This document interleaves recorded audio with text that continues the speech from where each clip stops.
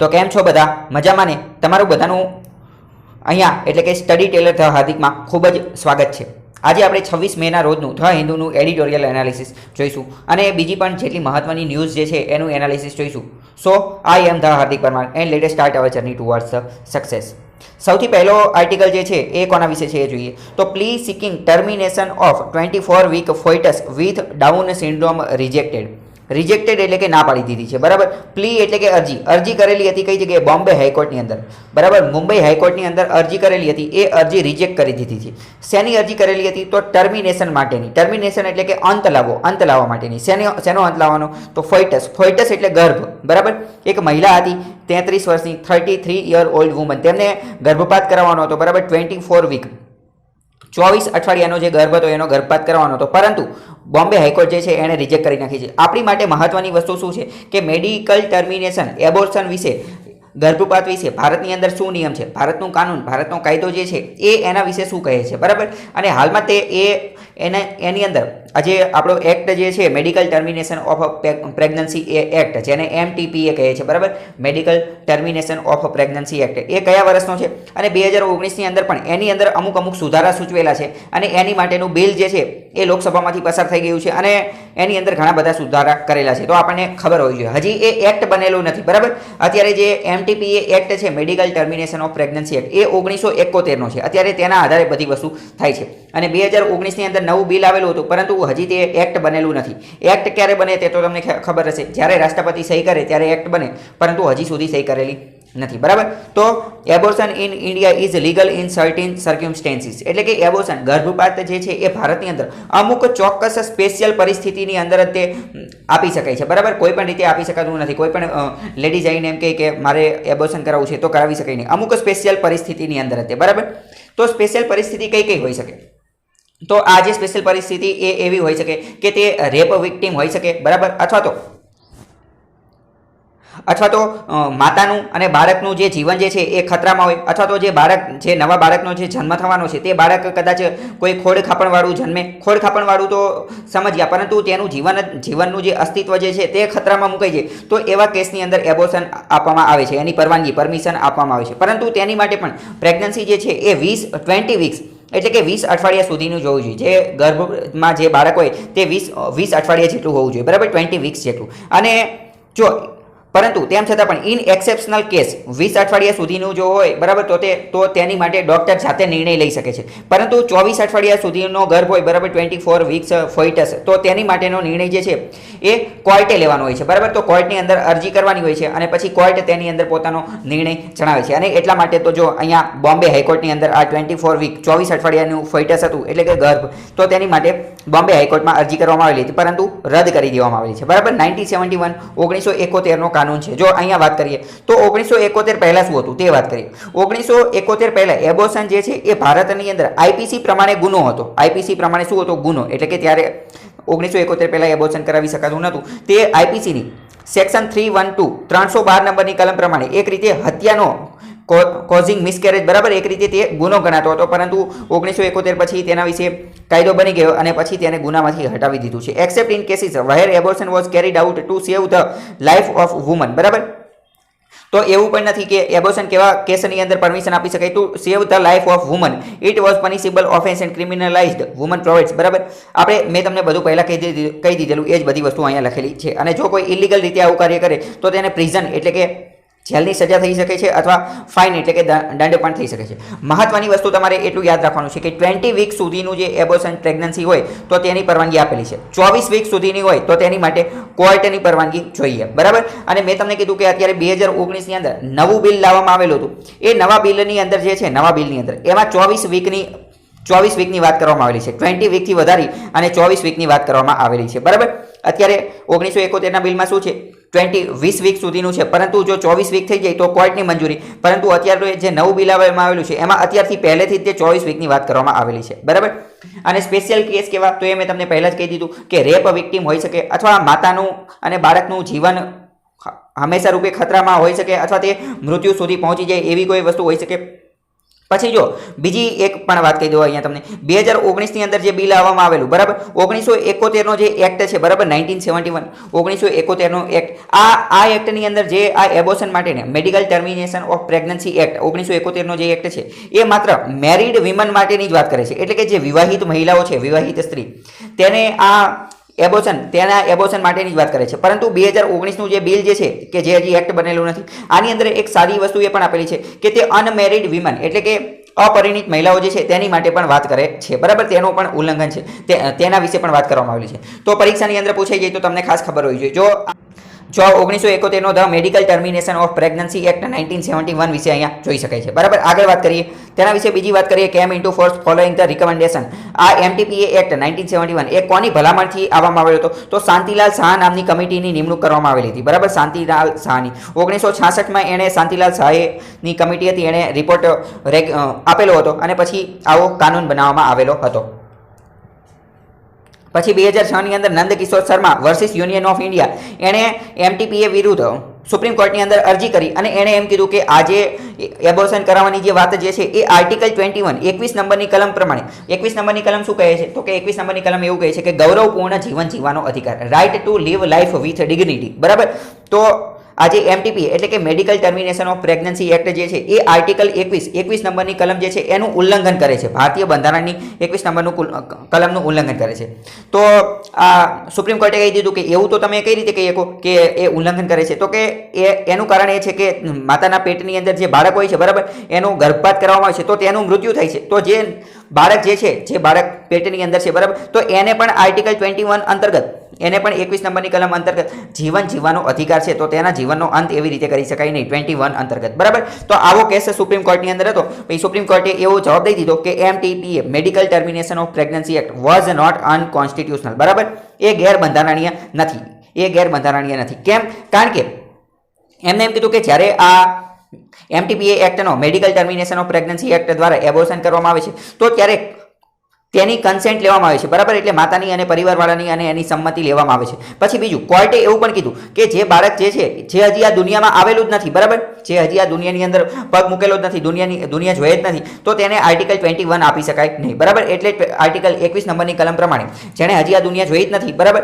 તો તેને આર્ટિકલ 21 નંબરની કલમ પ્રમાણે right to live life with dignity, ગૌરવપૂર્ણ જીવન જીવવાનો અધિકાર આપી શકાય નહીં, બરાબર. તો આ તમને ખબર હોવી જોઈએ કયો કેસ છે તેની સાથે સંબંધિત, Nandkishore Sharma versus union of India, બરાબર. અને આ જે નંદકિશોર શર્મા વાળો પ્રશ્ન જે છે એ એકવાર પરીક્ષામાં પૂછાઈ ગયો છે, બરાબર. હવે આગળ વાત કરીએ તો આગળની ન્યૂઝ શું છે? આગળ વાત કરવામાં આવે છે કે despite glut cut in fuel prices unlikely, બરાબર. તમને ખ્યાલ જ હશે કે અત્યારે વૈશ્વિક બજારની અંદર ક્રૂડ ઓઇલ એટલે કે કાચું ખનિજ તેલ જે છે એની કિંમત, એના ભાવની અંદર ઘટાડો થઈ ગયો છે, એની કિંમતો ગગડી ગઈ છે, બરાબર. એટલે ખૂબ જ સસ્તા ભાવે ભારતને કાચું ખનિજ તેલ મળે છે. તેમ છતાં પણ ભારત સરકારને કાચું ખનિજ તેલ મળતું હોવા છતાં પણ લોકો સુધી, જે અંતમાં જે કસ્ટમર, જે કન્ઝ્યુમર, જે નાગરિક જે છે, ભારતના નાગરિક સુધી, તેના સુધી આ જે બેનિફિટ, આ જે ભાવ ઘટાડો જે છે તે ટ્રાન્સફર કરવામાં આવતો નથી, બરાબર. કારણ કે જો અત્યારે વાત કરીએ તો પહેલાં જે ક્રૂડ ઓઇલની કિંમત જે છે એ $60 પ્રતિ બેરલની આજુબાજુ રહેતી હતી, ખરા, એક બેરલના $60ની આજુબાજુ થતા હતા, જે ઘટીને અત્યારે કેટલા $10 થી $20ની આજુબાજુ આવી ગઈ છે. એટલે કે ઘણો બધો ઘટાડો થઈ ગયો છે.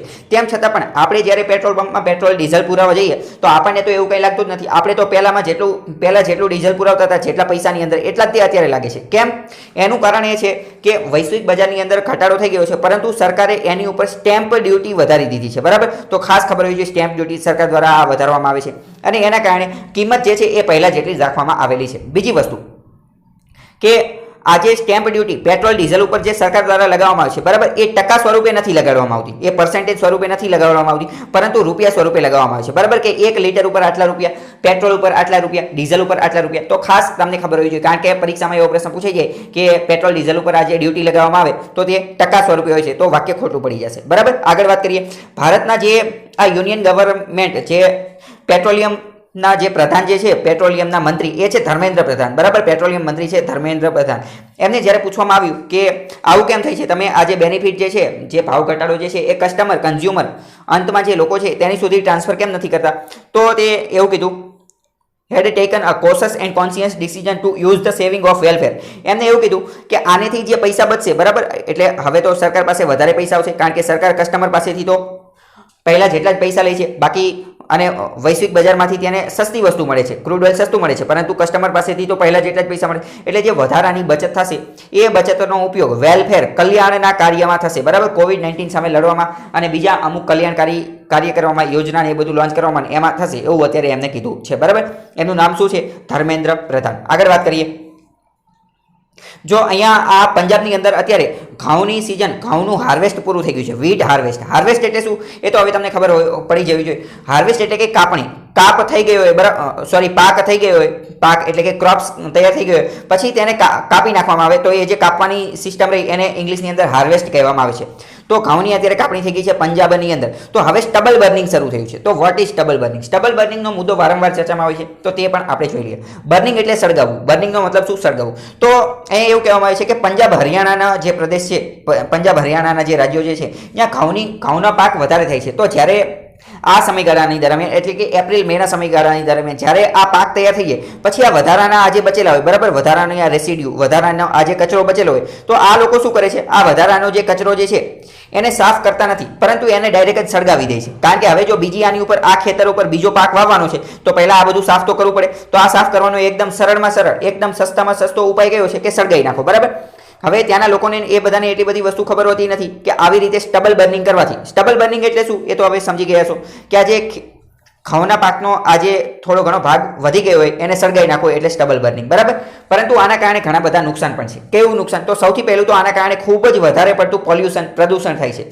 આ બધા પવનો, આ બધું પ્રદૂષણ ને આ બધા વાતાવરણની અંદર carbon dioxide, carbon monoxide, sulphur dioxide, nitrogen oxide, આ બધા વાયુ વાતાવરણની અંદર જઈ અને ગ્લોબલ વોર્મિંગમાં વધારો કરે છે. એટલે કે આપણું જે તાપમાન જે છે, પૃથ્વીનું તાપમાન, એમાં વધારો કરે છે. અને આના કારણે તે બધું પવન ને એ બધું જે છે એ દિલ્હીમાં પણ જતું રહે છે. અને દિલ્હીની અંદર વાતાવરણની અંદર જે હવા જે છે, એર, હવાનું પ્રદૂષણ થાય છે અને ત્યાંની હવા જે છે એ શ્વાસ લેવા લાયક રહેતી નથી અને ત્યાંનું તાપમાન પણ ઘણું વધી જાય છે. તો આ તમને ખબર હોય છે કે સ્ટબલ બર્નિંગ પંજાબ હરિયાણાની આજુબાજુ છે, બરાબર. તો બીજો પ્રશ્ન એ થાય કે સારું વાલો એવું છે તો આ બધી બચી ગયું, બરાબર, કે આપણે આ પ્રદૂષણ ન કરવી, બરાબર.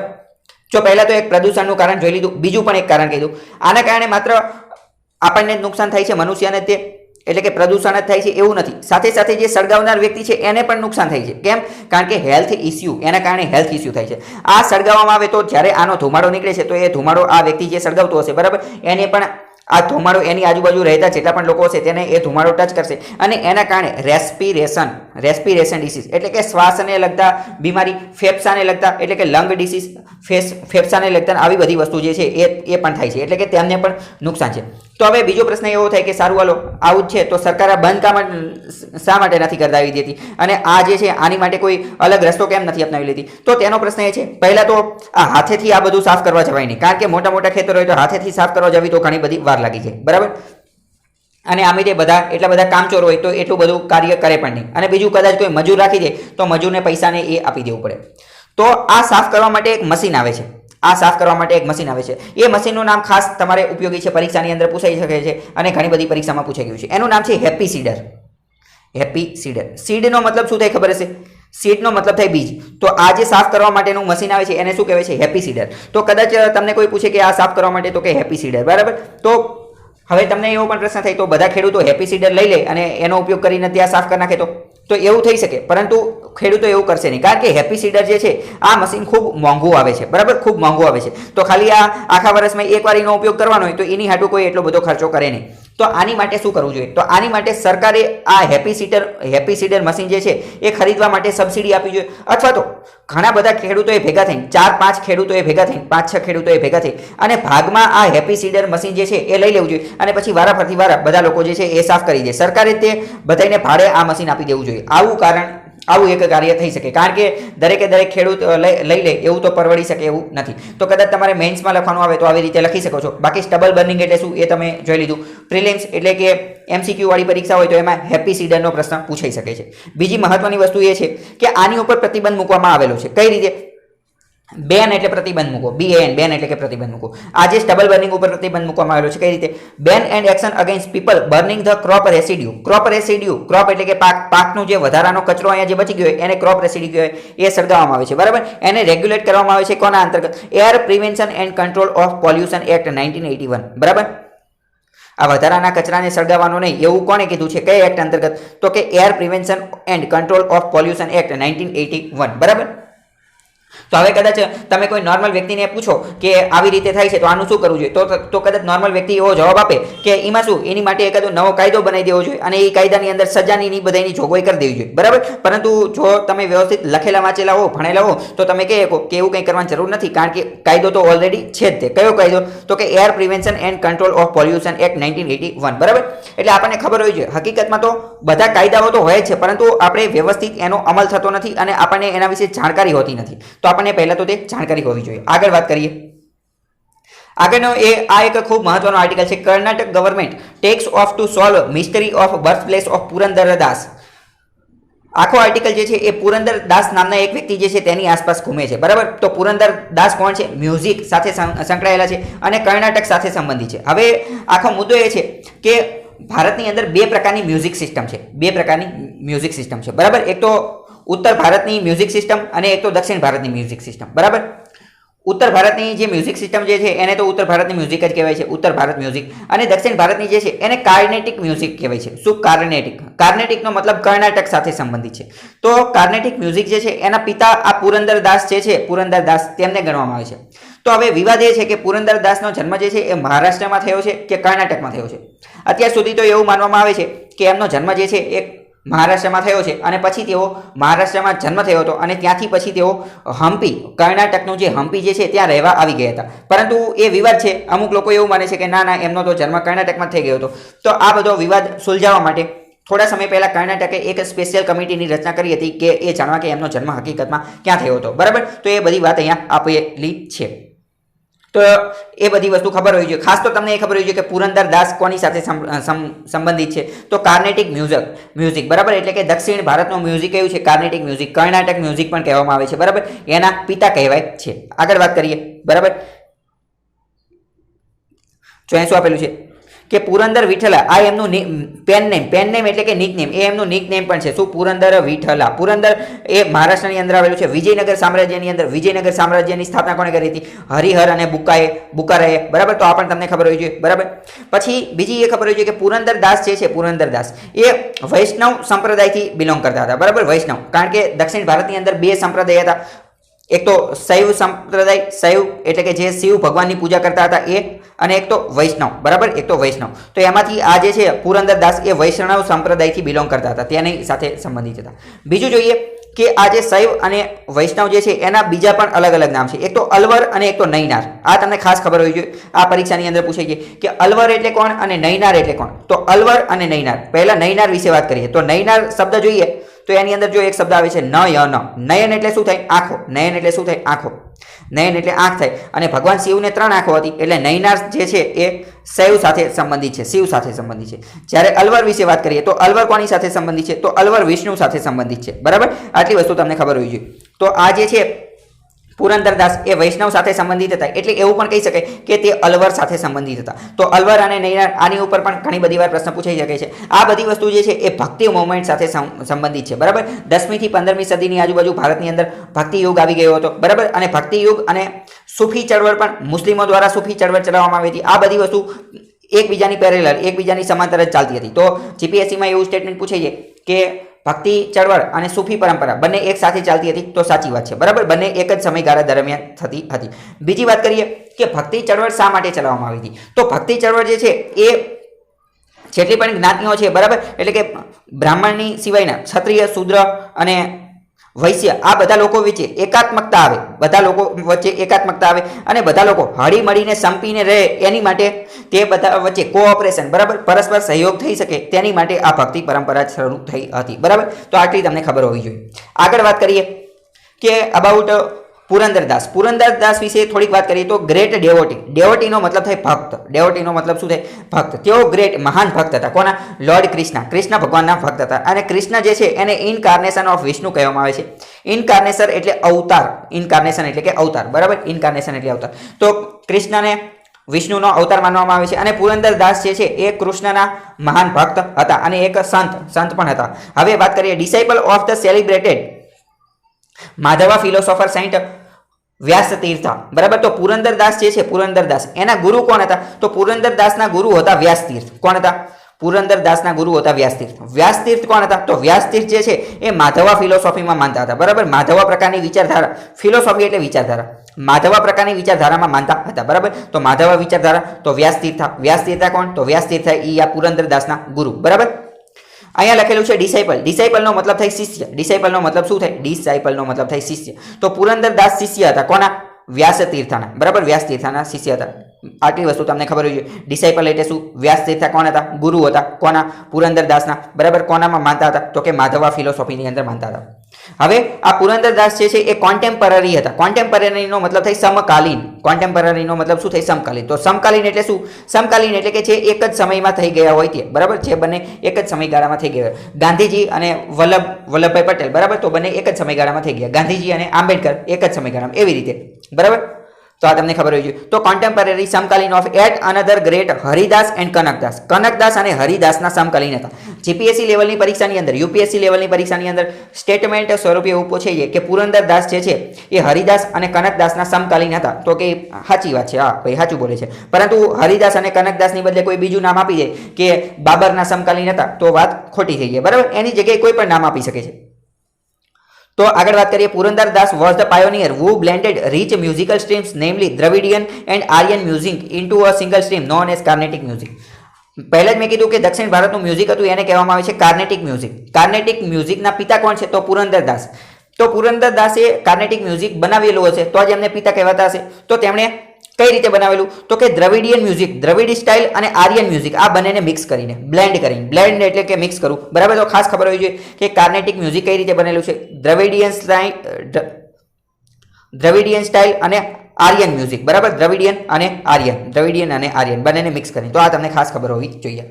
આગળ બીજી વાત કરીએ કે હવે આઈએલઓ ઇન્ટરનેશનલ લેવલ ઓર્ગેનાઇઝેશન જે છે એને પીએમ, આપણા જે પીએમ જે છે નરેન્દ્ર મોદી સાહેબ, બરાબર, પ્રાઇમ મિનિસ્ટર, વડાપ્રધાન, એમને કીધું છે, એમને એવું કીધું છે કે ઘણા બધા રાજ્યો ભારતની અંદર લેબર લો એટલે કે શ્રમિકોને સંબંધિત જેટલા પણ કાયદાઓ જે છે એ હળવા કરી રહ્યા છે. ઘણા બધા, જેમ કે એમપી, યુપી, ગુજરાત, આ બધા લોકોએ શ્રમિકોને જે અધિકારો મળતા હતા, તેમના રાઇટ્સ મળતા હતા, તેને છીનવી લેવાનું કાર્ય કર્યું છે. તેમનું શોષણ કરવાનું વિચારી રહ્યા છે. 8 કલાકથી કામના કલાકો વધારીને 12 કલાકને એ બધું કરવામાં આવ્યું છે. તો આઈએલઓનું એવું કહેવાનું છે કે આ વસ્તુ જે છે એ ઇનહ્યુમન એટલે કે અમાનવીય છે, બરાબર. અને પીએમ મોદીને એવું કીધું છે કે તમે બધા રાજ્યવાળાને સમજાવો, તમે તો કંઈક ભણેલા ગણેલા છો, બરાબર. તો આગળ કંઈક રાજ્યોને નહીં કોઈક નહીં સમજાવો કે એમને પણ કંઈક સમજી વિચારીને કંઈક નિયમોને બધું બનાવે. લેબરો, શ્રમિક ઉપર તો આખું અર્થતંત્ર ટકેલું છે, તો તેમને પણ કંઈક અધિકારો આપે, બરાબર. તે છીનવાનું કાર્ય કરે નહીં, બરાબર. એવી વોર્નિંગ આપેલી છે આઈએલઓએ, બરાબર. Send a clear message to the central and state government to uphold international labour law. એટલે કે આંતરરાષ્ટ્રીય સ્તરે જે લેબર લો છે તેની સરખામણીમાં, તેની સમકક્ષ કોઈ જે નિયમો જે છે તે જ ચલાવે, તેની સાથે પોતાની મનમાની કરે નહીં, એવી નરેન્દ્ર મોદીને સૂચના આપી છે કે આ તમે તમારા જે રાજ્યના સીએમ ને એ બધા છે તેમને પણ આ વાત કહો, બરાબર. આગળ વાત કરીએ. Reverse migration to villages has set the economy back by 15 years. આ એક ખૂબ મહત્વની વાત આપેલી છે કે હવે જો અત્યારે એક નવો ટ્રેન્ડ આવી ગયો છે. શું? પહેલાં તો આપણે ભૂતકાળની વાત જોઈએ. પહેલાં કેવું હતું? તો કે પહેલાં એવું હતું કે લોકો જે છે એ રોજગારી માટે અથવા સારા જીવન ધોરણ એટલે કે સ્ટાન્ડર્ડ ઓફ લાઈફ, સારું જીવન જીવવા માટે ગામડામાંથી ક્યાં જતા હતા? ગામડામાંથી શહેરમાં એટલે કે સિટીમાં જતા હતા. પરંતુ અત્યારે તમને ખબર છે અત્યારે લોકો શું કરે છે? અત્યારે લોકો શહેરમાંથી ગામડામાં આવે છે. કેમ? કારણ કે અત્યારે એક બહુ મોટો દુશ્મન આવી ગયો છે. કોણ દુશ્મન? એ તો તમને ખ્યાલ જ હશે. COVID-19 કોરોના વાયરસ આવી ગયો છે. એના કારણે શહેરની અંદર લોકોને મજા આવતી નથી અને શહેરની અંદર તો હવે સ્વતંત્રતા પણ રહી નથી. એક રીતે તો સ્વતંત્રતા છીનવાઈ ગઈ છે. લોકડાઉનની અંદર, ક્વોરન્ટાઇનની અંદર આવી બધી વસ્તુ શીખી ગયા છે. આ સમયગાળાની અંદર આપણે ઘણા બધા નવા શબ્દો પણ જાણવા મળેલા છે, બરાબર. કે અમુક શબ્દો તો લોકોની જીભે વારંવાર ફરતા હોય છે, જેમ કે લોકડાઉન, ક્વોરન્ટાઇન. અમુક દવાના નામ પણ લોકોને આવડી ગયા છે. HCQ તો કે હાઇડ્રોક્સી ક્લોરોક્વિનિન, મેલેરિયાની દવા છે, બરાબર. અમેરિકન, ચીનના રાષ્ટ્રપતિનું નામ કે શી જિનપિંગને, આ બધું હવે લોકોની જીભ ઉપર તો વારંવાર જોવા મળતું હોય છે, બરાબર. તો આ તમને ખબર હોવી જોઈએ. તો શું વાત હતી કે પહેલા લોકો જે છે એ શહેર તરફથી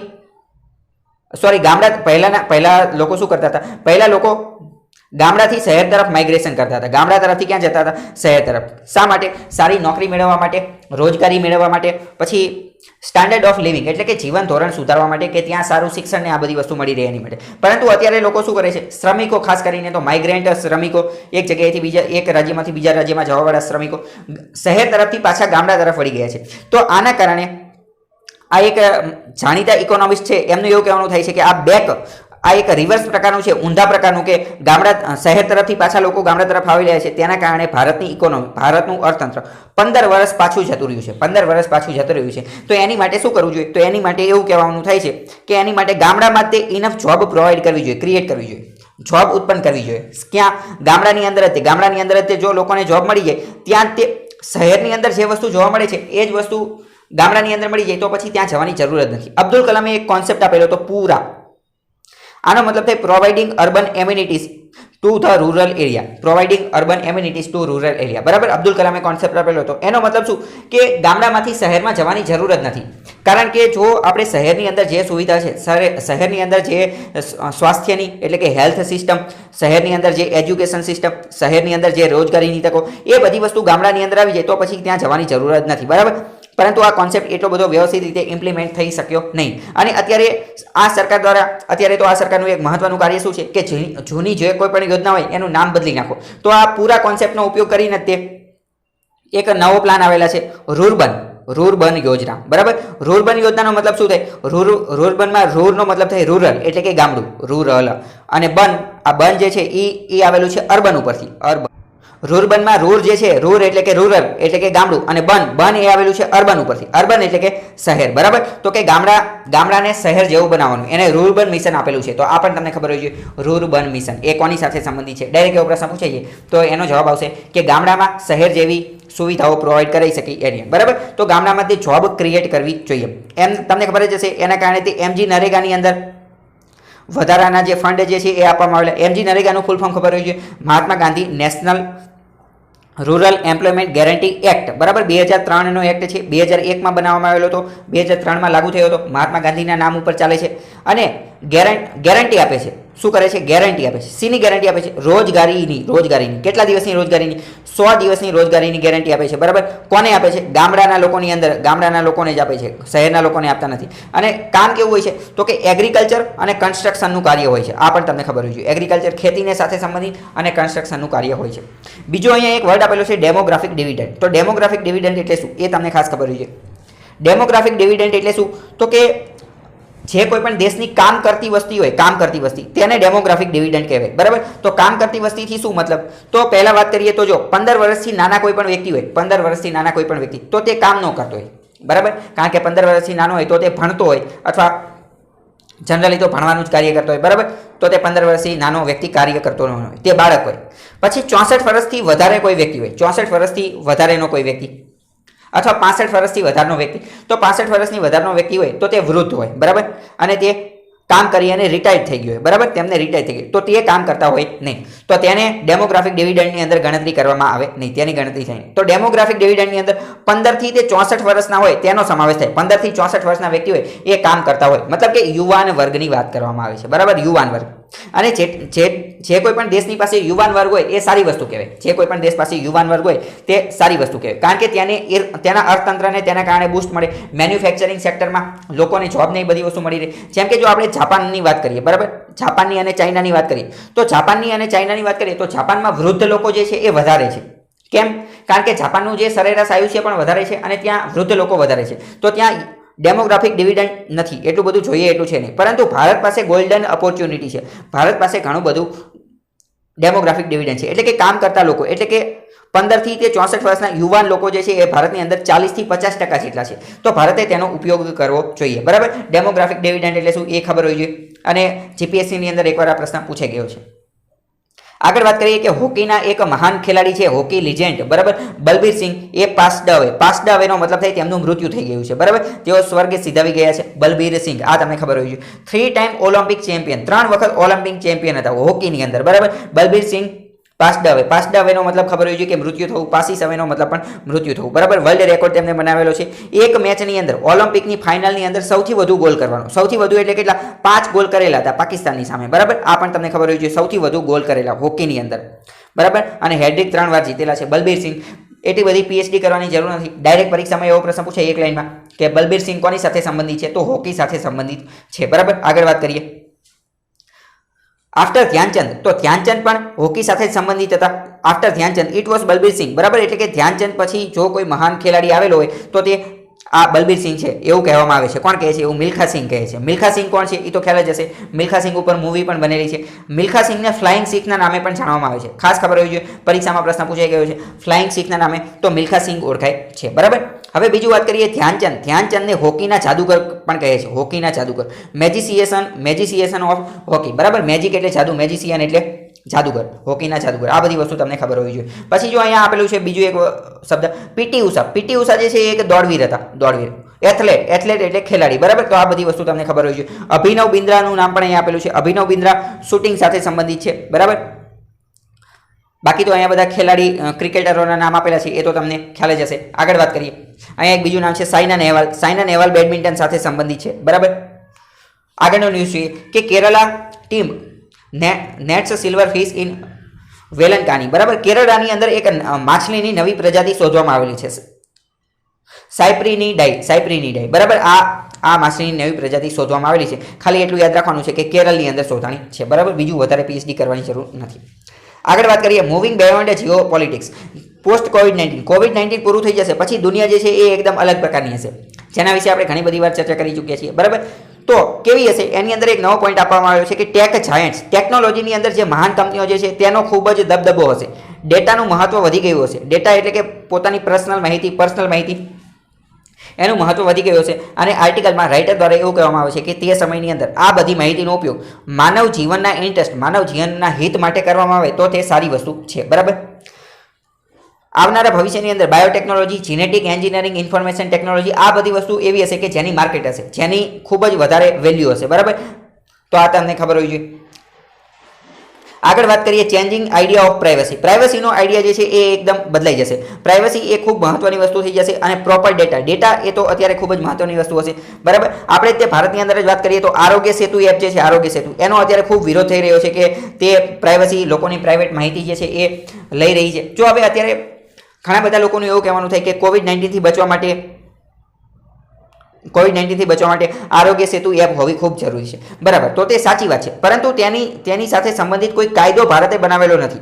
મોટાભાગના દેશોએ આવી એપ લોન્ચ કરેલી છે, પરંતુ તેમના દેશની અંદર તેણે તેનો કાયદો પણ પસાર કરેલો છે. એ કાયદાની અંદર ચોખ્ખું એવું લખેલું છે કે જેવો તે આ કોવિડ-19ની મહામારી દૂર થઈ જશે તો આ એપનો જેટલો પણ ડેટા જે છે એને નષ્ટ કરવામાં આવશે. પરંતુ ભારતની અંદર તો એવું કંઈ લખેલું નથી. એટલે કદાચ એવું પણ બની શકે ભારતના બુદ્ધિજીવી લોકોને એવો ડર છે કે કદાચ આ પૂરી થઈ જશે બીમારી. બરાબર, તેમ છતાં પણ આ જે ડેટા જે છે એનો ઉપયોગ કરવામાં આવશે ઘણી બધી કંપનીઓને ફાયદો કરવા માટે, અથવા સરકાર પોતાના હિત માટે પણ એનો ફાયદો કરી શકે છે.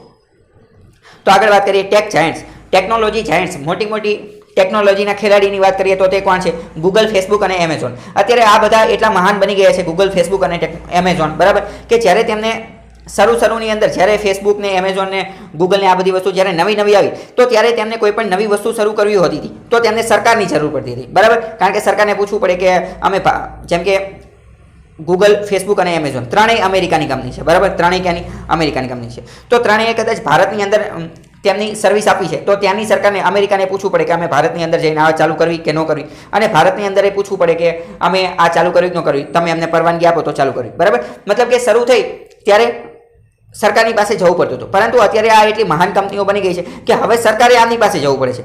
સરકાર ગૂગલવાળા પાસે જઈને એવી ડિટેલ માંગે છે કે લાવો ને કે ભારતના આ લોકો જે છે એમનો થોડોક ડેટા આપો ને, કે એમની માહિતી આપો ને, કે કેટલા લોકોને કોવિડ-19 છે, આ લોકો ક્યાં ક્યાં ફરે છે, એમના લોકેશનની, તેઓ કઈ જગ્યાએ છે, બરાબર, તેમની બર્થ ડેટની, મોબાઈલ નંબરની, ઈમેલ આઈડીની આ બધી માહિતી આપો. બરાબર, તો આવી રીતે સમયની વાત છે કે ત્યારે તેમની માર્કેટ હતી, અત્યારે આ ખૂબ મોટા ખેલાડીઓ બની ગયા છે. આરોગ્ય સેતુ 90 મિલિયન, 1 મિલિયન એટલે 10 લાખ, તો 900 લાખ લોકોએ ડાઉનલોડ કરેલું છે, પરંતુ તેની અંદર સનસેટ ક્લોઝ આપેલો નથી. પછી હુવાઈ જે 5G ટેકનોલોજીની અંદર ખૂબ જ આગળ પડતી છે તો તે પણ અત્યારે ખૂબ ચર્ચામાં છે. તો હુવાઈ ક્યાંની? ચાઇનાની કંપની છે, તો તેને પણ ઘણા બધા લોકો અત્યારે તિરસ્કારની નજરથી જોઈ રહ્યા છે 5G ટેકનોલોજી. એ પણ અત્યારે તમારે યાદ રાખવાનું છે કે વિશ્વની અંદર એકમાત્ર એવો દેશ કયો છે, સૌ પ્રથમ એવો દેશ, ફર્સ્ટ, કે જેને 5G રોલ આઉટ કરી દીધું છે, તો તે દેશ છે સાઉથ કોરિયા. કોણ? South Korea. સાઉથ કોરિયાનું સાઉથ કોરિયાનું શું છે કેપિટલ સિઓલ અને સેમસંગ ત્યાંની કંપની છે આની પહેલાં આપણે વાત કરી હતી બરાબર એલજી પોલિમર કે જેમાંથી એલજી પોલિમરનો કાંડ થયો હતો પ્લાસ્ટિકનો ગેસ લીક થઈ ગયો હતો સ્ટાયરીન ગેસ હતો તો આ એલજી કંપની જે છે એ પણ સાઉથ કોરિયાની છે આ તમને ખબર હોય છે પછી આગળ વાત કરવામાં આવી છે બેટલિંગ ઓફ ફ્રી સ્પીચ તમિલનાડુની અંદર જે ફ્રી સ્પીચ જે છે આર્ટિકલ 19 નંબરની કલમમાં શું આપવામાં આવેલું છે ભારતીય બંધારણની વાણી અને વિચારનો વાણી વિચાર અને અભિવ્યક્તિની સ્વતંત્રતા કોઈ પણ વ્યક્તિ ફ્રી સ્પીચ આપી શકે છે પરંતુ તેનો અધિકાર જે છે તે છીનવવામાં આવેલો છે અપોઝિશન લીડર અને મીડિયાને દબાવવામાં આવેલી છે રૂલિંગ પાર્ટી દ્વારા આ તમને ખબર છે વર્ડિક્ટનો મતલબ થાય ચુકાદો વર્ડિક્ટનો મતલબ શું થાય ચુકાદો ખાસ એટલું યાદ રાખવાનું છે કે ફ્રી સ્પીચ બરાબર ફ્રી સ્પીચ એટલે મફત સ્પીચ એની વાત નથી કરતા પરંતુ કોઈ પણ વ્યક્તિ મુક્ત રીતે પોતાના વિચારો વ્યક્ત કરી શકે અને મુક્ત રીતે વાણી અને અભિવ્યક્તિનો ઉપયોગ કરી શકે બરાબર તો તે આર્ટિકલ 19 નંબરની કલમમાં છે ભારતીય બંધારણની આ તમને ખબર હોવી જોઈએ બરાબર હવે બીજી મહત્વની વાત હું તમને કહી દઉં કે તમે આ સ્ટડી ટેલર ધ હાર્દિક આ ચેનલ જે છે તેને ઇન્સ્ટાગ્રામની અંદર પણ સર્ચ કરી શકો છો અને ઇન્સ્ટાગ્રામમાં પણ આ ચેનલને ફોલો કરી શકો છો જેની અંદર પણ હું બીજી ઘણી બધી માહિતી મૂકતો હોઉં છું તો તે કદાચ તમારી પરીક્ષાના પોઈન્ટ ઓફ વ્યૂથી મહત્વની થઈ શકે તો તમે ફોલો કરી શકો છો બરાબર હવે પૂરું કરતાં પહેલાં આપણે આજની ક્વિઝ જોઈએ આ પ્રશ્ન જે છે 5 પ્રશ્ન એના તમારે જવાબ આપવાના છે બરાબર તો તે જોઈએ તો હવે આજનો પહેલો પ્રશ્ન છે કે MTPA એટલે કે મેડિકલ ટર્મિનેશન પ્રેગ્નન્સી એક્ટ આપણે એક્ટની વાત કરીએ છીએ બરાબર 1971નો જે એક્ટ જે છે એમાં કેટલા અઠવાડિયા સુધીનો ગર્ભ હોય બરાબર કેટલા અઠવાડિયા સુધીની પ્રેગ્નન્સી હોય તો તેને ટર્મિનેટ કરવા માટેની પરવાનગી આપેલી છે બરાબર 1971ના એક્ટ પ્રમાણે અને 2020ના એક્ટની અંદર કેટલા અઠવાડિયાની પરમિશન આપેલી છે બરાબર તો તે અઠવાડિયા તમારે કહેવાનું છે બીજું ફાધર ઓફ કાર્નેટિક મ્યુઝિક જે છે એના પિતા કોણ છે કાર્નેટિક મ્યુઝિકના પિતા કોણ છે બીજું કાર્નેટિક મ્યુઝિક જે છે એ કોના સમન્વયથી બનેલું છે એટલે કઈ બે મ્યુઝિક જે છે કયા બે મ્યુઝિક સંગીત કલાને ભેગી કરવાથી કાર્નેટિક મ્યુઝિક બનેલું છે ડેમોગ્રાફિક ડિવિડન્ડ એ કયા વર્ષના લોકોને ગણવામાં આવે છે બરાબર ડેમોગ્રાફિક ડિવિડન્ડ એટલે શું અથવા તો એ કહો તમે હોકીના લિજેન્ડ જેનું અત્યારે તાજેતરમાં મૃત્યુ થઈ ગયું છે તેનું નામ જણાવવાનું છે અને રાઇટ ટુ ફ્રી સ્પીચ એટલે કે વાણી અને વિચારની જે સ્વતંત્રતા આપવામાં આવેલી છે બરાબર રાઇટ ટુ સ્પીચ વાણી અને વિચારની સ્વતંત્રતા એનો આર્ટિકલ કયો છે એની કલમ કઈ છે એ તમારે કમેન્ટ બોક્સની અંદર લખીને જણાવવાનું છે તો આ 6 પ્રશ્નના જવાબ તમે કમેન્ટ બોક્સની અંદર લખજો બરાબર તો આજ માટે આટલું રહેવા દઈએ બાકી કાલે જોઈશું